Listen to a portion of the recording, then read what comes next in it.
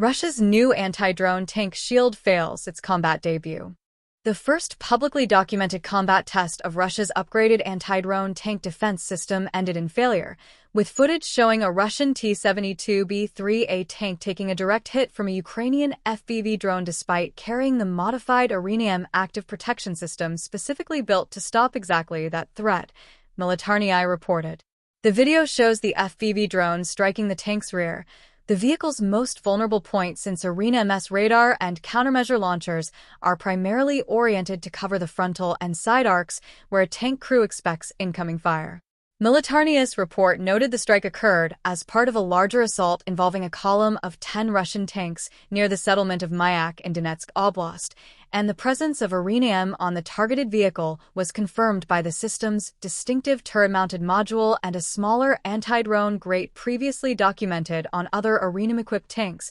according to Militarnyi's sourcing. It remains unclear how many of the 10 tanks in that column were actually fitted with the system. Ukrainian represents Russia's first operational hard-kill active protection system, a category of defensive technology that uses radar to continuously scan a vehicle's surroundings, calculate the trajectory of anything approaching, and fire countermunition to physically destroy the incoming threat before it hits, functioning as a last line of defense once a tank's armor alone can no longer be relied on to save it. The system's uneven rollout closely over the past year. Russian defense officials confirmed in early January 2026 that engineers had finished software updates, giving Ukrainian a dedicated anti-drone mode, extending a system originally designed to counter anti-tank guided missiles and rocket-propelled grenades, so it could also target the first-person view drones that have become one of the most consistent killers of Russian armor in Ukraine. Russian state-aligned outlet Izvestia later reported that frontline units had begun receiving T-72B3A tanks equipped with this upgraded Ukrainian configuration,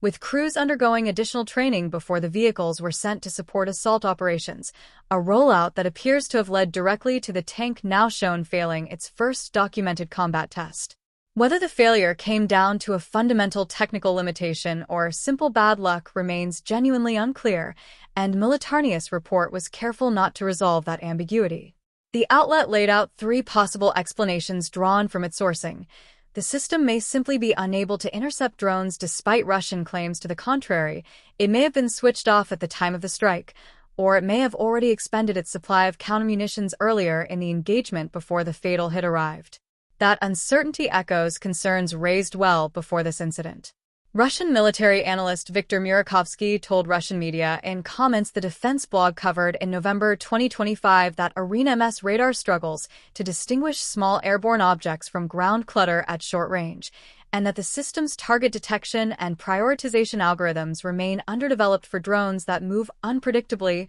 and at low speed compared to the faster, more linear flight paths of traditional anti-tank missiles the system was originally built to counter. Militarnyi's report also referenced earlier findings from November that Russia had failed to successfully adapt Ukrainian for FPV interception specifically because of limitations in Russian radar technology, a gap that predates this latest failure by several months. Ukrainian's broader track record in Ukraine has been sparse relative to how heavily Russian state media has promoted it. The system first appeared publicly on a T-72B3A spotted on the battlefield in March 2025, and Uralvagonzavod, the Rostkow manufacturer behind Russia's tank production, confirmed that February that both T-90M and T-72B3A variants were being fitted with the system, though analysts at the time remained skeptical about full-scale implementation, given the plant's limited production capacity. Unlike Israel's Trophy Active Protection System,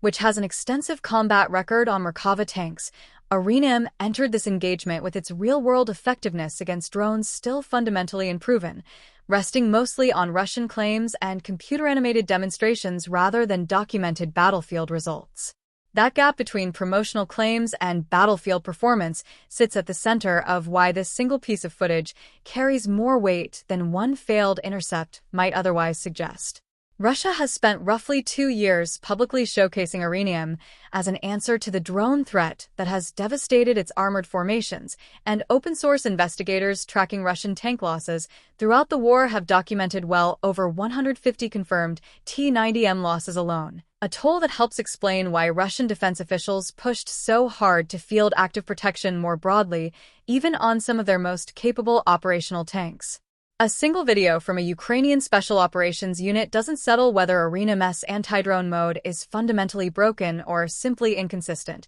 but it does mark the first time the public has actually watched the system fail its stated mission in real combat conditions, rather than simply hearing Moscow's account of what the technology is supposed to do.